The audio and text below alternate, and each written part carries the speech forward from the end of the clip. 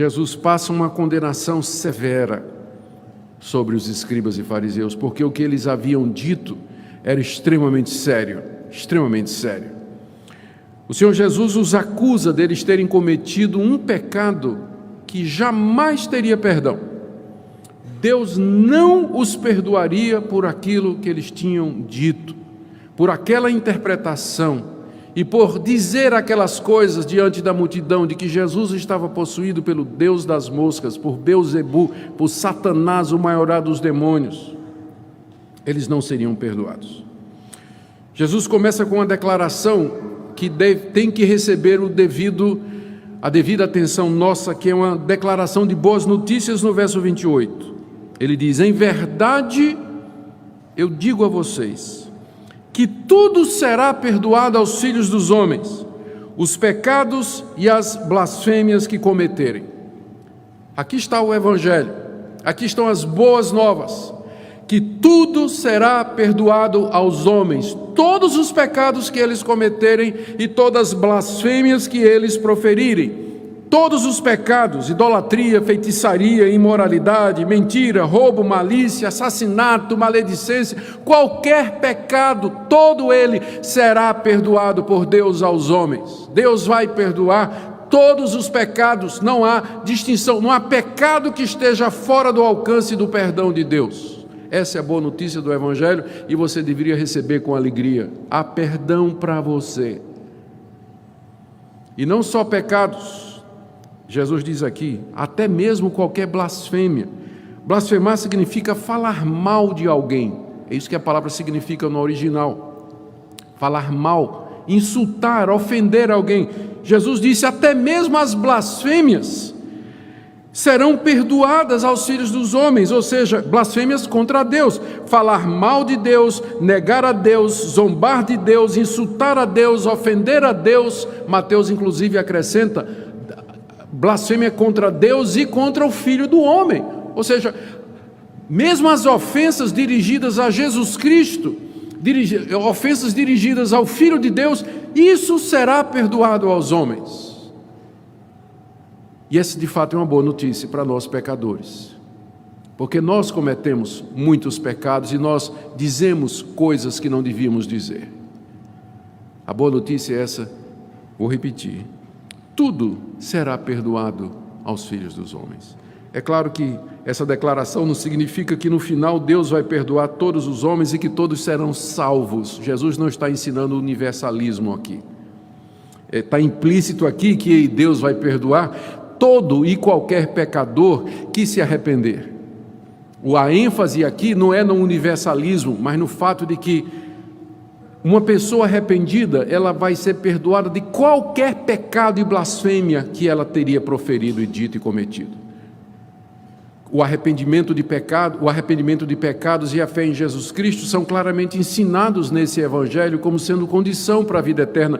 Nós vimos isso no começo do Evangelho, quando nós começamos a ver o Evangelho de Marcos, capítulo 1, verso 15, Jesus dizendo: o tempo está cumprido e o reino de Deus está próximo, arrependei-vos e crede no Evangelho. Porque sem arrependimento e crença e fé no Evangelho, ninguém vai ser salvo. E se você se arrepender e crer no Evangelho, todos os pecados e blasfêmias que você disse e proferiu serão perdoados. Essa é a boa notícia. Deus vai fazer isso. Mas, agora vem a má notícia. Existe um único pecado que Deus não vai perdoar. Verso 29. Aquele que blasfemar contra o Espírito Santo não tem perdão para sempre, visto que é réu de pecado eterno. Essa é a única exceção na declaração geral de que todos os pecados e blasfêmias serão perdoados aos homens. A exceção, disse Jesus, é a blasfêmia contra o Espírito Santo. O que é essa blasfêmia contra o Espírito Santo e por que ela não tem perdão? Blasfemar contra o Espírito Santo, Marcos explica, né? Ainda bem que Marcos explicou, está no verso 30. Isso porque diziam, está possesso de um espírito imundo. Então, o que é blasfemar contra o Espírito Santo? Significa declarar conscientemente que Jesus fez o que fez e que Ele era o que era, porque estava possuído por um espírito imundo, que Jesus era um endemoniado, que ele fez aquelas coisas que ele fez pelo poder do diabo, que seus sinais e prodígios eram uma demonstração do poder maligno das trevas. Como Jesus estava cheio do Espírito Santo e fazia os seus sinais e prodígios pelo poder do Espírito Santo e ensinava pelo Espírito Santo, então essa declaração de que ele estava possuído de Beelzebu era uma blasfêmia direta contra o Espírito Santo. Era como se chamasse o Espírito Santo de diabo, era como se insultasse o Espírito Santo de ser o Deus das moscas, Beelzebu, aquela entidade pagã. Quem cresce isso e afirmasse isso, mesmo diante das evidências, como os escribas e fariseus, essa pessoa seria réu do pecado eterno, ou seja, culpado de um pecado cujo castigo haveria de durar por toda a eternidade, sem perdão, sem remissão, sem pausa, sem alívio, mas uma condenação e um sofrimento eternos. Essa é a blasfêmia contra o Espírito Santo. E por que isso não teria o perdão de Deus? A razão é que uma pessoa que chega nesse ponto de conscientemente declarar que Jesus era um endemoniado, ela já passou do ponto de conversão, humanamente falando. Já passou do ponto de conversão. Vou pegar um exemplo que me vem à cabeça aqui, não sei se vai ajudar, porque eu viajo muito, né? Então eu sei que na hora de decolar, o piloto tem até uma certa distância para alcançar uma certa velocidade. Se ele passar daquela distância e o avião não alcançou uma certa velocidade, ele não vai decolar. Então ele tem que abortar a decolagem. Ele passou do ponto em que voar era possível, e ali não tem mais jeito, ele tem que parar. Então existe um ponto em que você resiste a Deus, um ponto em que você blasfema contra Deus, em que você ofende a Deus, e se você passar daquele ponto não tem mais volta. Cai em Romanos 1, por isso Deus os entregou. Deus disse, então está bem. Então quem faz isso, quem chega a esse ponto de dizer que Jesus era possuído por um espírito maligno, essa pessoa passou do ponto de conversão. Dali para frente não tem mais volta. Ela não vai se arrepender, ela não vai abrir os olhos, ela não vai querer voltar atrás. Dali para frente é só mais cegueira, dureza de coração, até que finalmente ela seja precipitada no juízo eterno, de onde não terá perdão. Essa que é a blasfêmia contra o Espírito Santo. Eu quero tirar várias lições dessa passagem para nós, queridos, já me encaminhando para a conclusão. Primeiro, o texto é muito rico. O que a gente pode aprender aqui? Sem dúvida, em primeiro lugar, a realidade do mundo espiritual que nos cerca.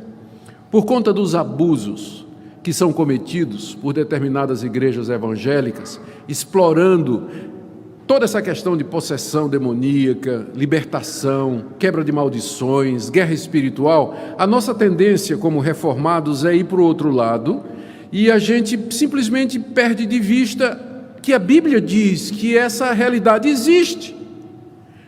O fato de que as pessoas usam o ensino bíblico erradamente, não quer dizer que não haja um ensino bíblico correto a respeito disso. E a Bíblia é muito clara sobre a realidade de Satanás, sobre a realidade de espíritos malignos que estão por detrás dos deuses que são adorados no paganismo. Ninguém se iluda, por detrás da idolatria, está muito claro aqui, com o uso de Beelzebu, para se referir a Satanás. Beelzebu era uma entidade pagã.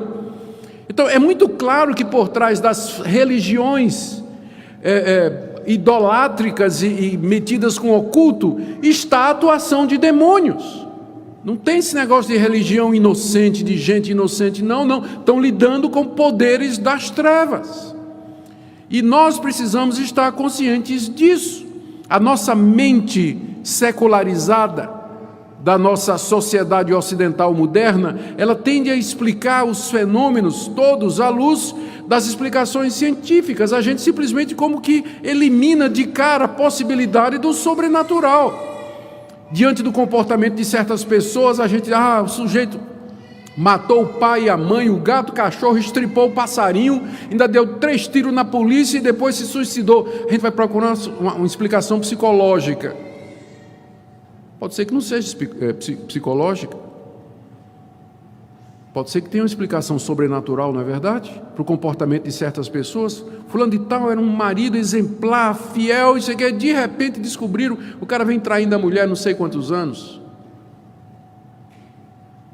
Ah, não, vamos explicar isso assim, porque o mundo está difícil, carência, né? Baixa estima e tudo mais. Sim, mas o mundo não é só feito disso aí. Existe uma realidade espiritual por trás do comportamento humano, dos movimentos das nações, das atitudes das pessoas, de tudo isso que a gente vê. A gente não pode perder isso de vista. A Bíblia nos adverte o tempo todo: o diabo, vosso adversário, vigiai e orai. A nossa luta não é contra carne e sangue, mas contra principados e potestades. Essa é a primeira lição. Deus haverá de perdoar todos os verdadeiramente arrependidos. Eu não sei que tipo de pecado você cometeu, que tipo de bobagem você andou pensando, que tolice você disse, mas se você se arrepende verdadeiramente dos seus pecados e crê no Evangelho, que Jesus estava cheio, era do Espírito Santo e que Ele era o Filho de Deus, o Filho de Davi, o Redentor do mundo, há perdão para você. Quinta lição que nós aprendemos aqui é sobre a natureza da blasfêmia contra o Espírito Santo. O que eu tenho encontrado de pessoas angustiadas, que mandam mensagem, perguntam, conversam, dizendo: pastor, estou com medo que eu cometi a blasfêmia contra o Espírito Santo. Por que você cometeu a blasfêmia contra o Espírito Santo?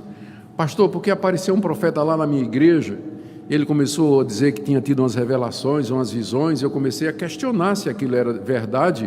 Ele me disse assim: cuidado para não blasfemar contra o Espírito Santo. Pastor, estou com medo de ter blasfemado contra o Espírito Santo. Não, meu irmão, uma pessoa que tem medo de blasfemar contra o Espírito Santo, ela nunca blasfemou contra o Espírito Santo, porque um dos sinais de que uma pessoa blasfemou contra o Espírito Santo é que ela não está nem aí, ela está tão endurecida que ela não está nem mais preocupada com essas coisas, ela está tão cega que ela não percebe o perigo e o risco que ela está correndo. Então a boa notícia é: se você acha que você blasfemou contra o Espírito Santo, a boa notícia é que você não blasfemou, porque se tivesse blasfemado, você não estava nem preocupado com isso. Você já tinha passado daquele ponto em que a sua consciência ainda é sensível às coisas de Deus.